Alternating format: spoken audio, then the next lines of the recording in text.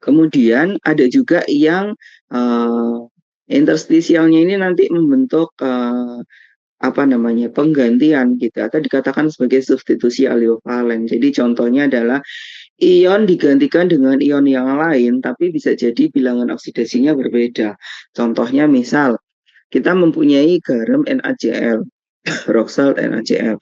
Kemudian Na-nya ini digantikan oleh Ca. Na itu kan 1+, kemudian Ca itu 12. Artinya apa? Akan terbentuk vakansi kation di dalamnya. Karena apa? Na yang satu kemudian digantikan dengan Ca gitu, dengan 2 Ca gitu. Jadi artinya nanti akan menghasilkan kation vakansi yang dijelaskan seperti ini.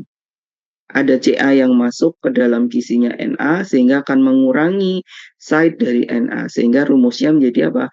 Na1-2X CaX P vakansi gitu ya dalam bentuk vakansi di dalam strukturnya si NaCl. Terus kemudian juga defect substitusi. Defect substitusi ini adalah menggantikan saja gitu ya. Menggantikan saja. Jadi sifatnya mirip dengan substitusi aliovalen gitu ya, substitusi aliovalen. Namun atom atau ion yang pengganti ini langsung menggantikan posisi atom atau ion di dalam sistem itu sendiri. Jadi misal penggantian Al oleh Cr di dalam kisi Al2O3. Nah, larutan padat dihasilkan apa? Al2-X CrX O3. Ini menggantikan Al, gitu. CrX ini menggantikan Al. Artinya apa? Ada beberapa atom Al yang digantikan oleh Cr secara langsung. Gitu. Sehingga ini mengurangi side-nya atau posisi Al itu sendiri di dalam kisinya. Kemudian beberapa penggantian atau defect yang terjadi ini akan mempengaruhi properti dari keramik. Seperti halnya dituliskan di contoh itu, penggunaan zinc oxide. Nah, zinc oxide ini adalah material keramik semikonduktor atau yang digunakan sebagai biasanya di keramik itu digunakan sebagai varistor, material varistor atau material yang memiliki variabel resistansi tergantung dari temperatur yang digunakan gitu ya. Jadi zinc oxide ini nanti akan menunjukkan beberapa karakterisasi unik atau karakterisasi yang spesifik pada saat dia diaplikasikan dengan beberapa material yang lain dalam bentuk defect. Contohnya apa? Pada material ZnO, ion Zn plus-plusnya itu, Zn2 plusnya itu menempati interstitial site. Nanti akan membentuk apa? Membentuk Zn1-XO. Artinya apa? Zn ini seakan-akan misplace gitu ya. Jadi Zn ini seakan-akan misplace sehingga akan menghasilkan zat interstisial. Zn akan salah menempati posisinya. Jadi ada kisi atau ada atom Zn yang berada pada sisi interstisial sehingga nanti apa? Kelebihan muatan karena ada penambahan Zn sehingga apa? Muatannya menjadi positif. Kemudian bisa juga kalau misal kita menggunakan perubahan atau memanfaatkan perubahan tekanan parsial oksigen. Nah, perubahan tekanan parsial oksigen itu akan mempengaruhi jumlah oksigen yang ada di dalam zinc oxide. Maka perubahan tekanan parsial oksigen itu mampu menghasilkan vakansi oksigen. Nah, kalau terjadi vakansi oksigen ataupun terjadi vakansi Zn, maka akan mengurangi atau menurunkan nilai konduktivitas, resistivitasnya menjadi lebih tinggi gitu ya. Terus kemudian kalau ini nanti diaplikasikan sebagai varistor atau variabel resistor, maka sifat listriknya nanti akan bergantung kepada apa? Kondisi lingkungan di mana ZnO ini bekerja. Nah, penerapan yang lain untuk defect itu adalah pada saat kita berbicara mengenai material piezoelektrik.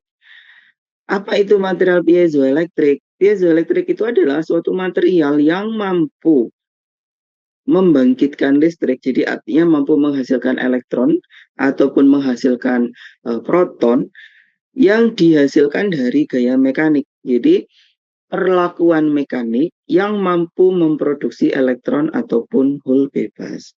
Efek piezoelektrik ini akan timbul akibat gaya tekanan mekanik pada medan listrik. Jadi contohnya seperti di ilustrasi. Ini ada material piezoelektrik. Material piezoelektrik ini ditempatkan di medan listrik, gitu ya, di medan listrik. Jadi terkoneksi dengan elektroda positif dan elektroda negatif. Kemudian apabila kita memberikan gaya, gitu ya, kita aplikasikan gaya, maka yang terjadi apa? Di dalam material ini nanti akan terkumpul atau terpolarisasi muatan-muatan, gitu. Kalau misal kita melakukan force atau gaya seperti ini, kemudian ini elektroda positif, maka yang terkumpul di atas ini adalah muatan-muatan negatif.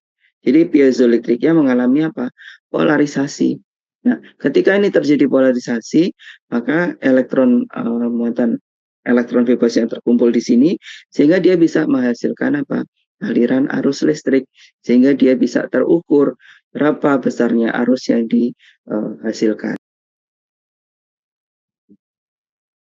Nah, bagaimana konsep defect pada material piezoelektrik ini ditemukan? Nah, piezoelektrik ini ditemukan oleh Jacques and Pierre Curie pada tahun 1880, gitu ya. Jadi melakukan pengamatan bagaimana ketika tegangan mekanik ini ditetapkan atau diaplikasikan pada beberapa material keramik yang saat itu ada. Contohnya adalah tourmaline, kemudian topaz, quartz, Roselle salt, dan Ken sugar. Kemudian dia diberikan satu medan listrik dan diberikan aplikasi tegangan mekanik. Yang muncul adalah tegangan itu akan berbanding lurus dengan jumlah dari regangannya, jumlah dari tegangannya. Jadi aplikasi dari ininya, aplikasi dari mekanik beban mekanik yang diberikan itu akan berbanding lurus dengan hasil beda potensial yang dihasilkan gitu. Jadi ada korelasi seperti itu. Nah, arti harfiahnya apa gitu? Untuk material piezoelektrik sendiri itu artinya adalah pemindahan tegangan ionik di dalam struktur kristal. Jika ada tidak ada regangan eksternal, maka distribusinya itu akan menjadi nol. Artinya momen dipol listriknya itu netral, kembali netral gitu ya. Kalau tidak diberikan regangan eksternal atau gaya eksternal. Tapi ketika tegangan eksternal itu diberikan, maka nanti terjadi polarisasi karena momen dipolnya tidak lagi menjadi simetris. Nah, ketika momen dipol itu tidak simetris, maka terbentuk polarisasi. Piezoelektrik sendiri itu menjelaskan tentang fenomena dari pembentukan tegangan listrik pada sebuah material. Ketika terjadi aplikasi tegangan mekanik, kemudian menghasilkan regangan, maka efek yang ditimbulkan adalah apa? Medan listriknya bisa dihitung atau ditentukan.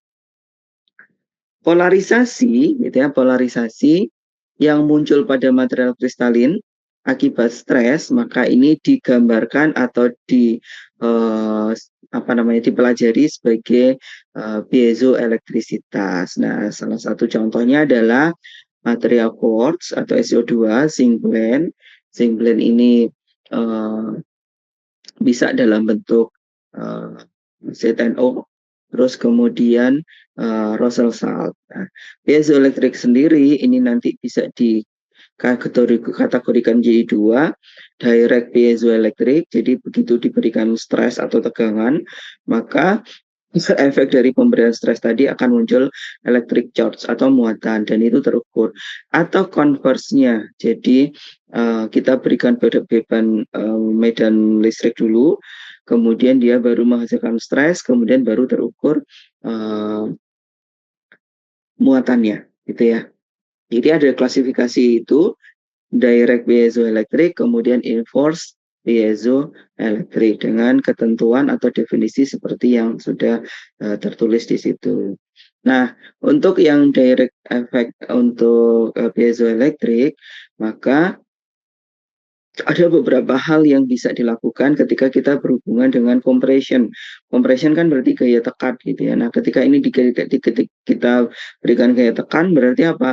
Mereduksi volume dari material piezoelektrik. Sehingga apa? Nanti akan menghasilkan sebuah polarisasi. Kemudian kondisi yang kedua, apabila kita memberikan tension, tension itu berupa gaya tarik gitu. Nah, kalau terjadi gaya tarik, maka terjadi apa? Peningkatan volume gitu. Karena ini kita tarik gitu. Kita ada peningkatan volume sehingga apa?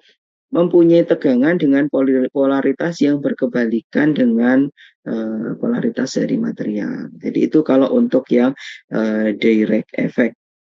Kalau yang inverse, maka jika tegangan yang digunakan itu mempunyai polaritas yang sama, maka material tersebut akan memanjang gitu. Jadi kita berikan beban ininya dulu, gitu, medan listriknya dulu, kemudian baru nanti ini akan terjadi compression ataupun tension, gitu ya. Nah, sobat MyTest Learning, beberapa material piezoelektrik yang dikembangkan diantaranya adalah ini, gitu. Yang paling terkenal itu adalah barium titanat dan lead zirconium titanat. Barium titanat dan PbZrTiO3. Nah, poin defect yang terjadi itu dilakukan untuk mengontrol kemampuan dari material piezoelektrik. Nah, defect itu terjadi pada saat kapan? Biasanya kita akan menempatkan site yang di pusat ini, di pusat tetragonalnya ini, di pusat ini ya, pusat heksagonalnya ini untuk mengontrol kemampuan atau defect yang sengaja dibuat untuk mengontrol kemampuan dari dielektrivitas material gitu. Jadi ketika kita mengelola yang ada di center ini, kita gantikan ataupun kita substitusikan dengan jenis atom ataupun unsur yang lain, elemen yang lain dengan jari-jari yang berbeda, maka yang terjadi apa? Kalau sentral ini kita rubah, maka artinya kita merubah struktur ini secara umum. Gitu. Kalau ini menjadi lebih kecil, berarti ini akan terjadi apa? Penyusutan kerangkanya ini, jarak antar atomnya ini akan sedikit berubah menjadi lebih kecil. Tapi kalau ini kita gantikan dengan atom dengan jari-jari yang lebih besar, otomatis apa?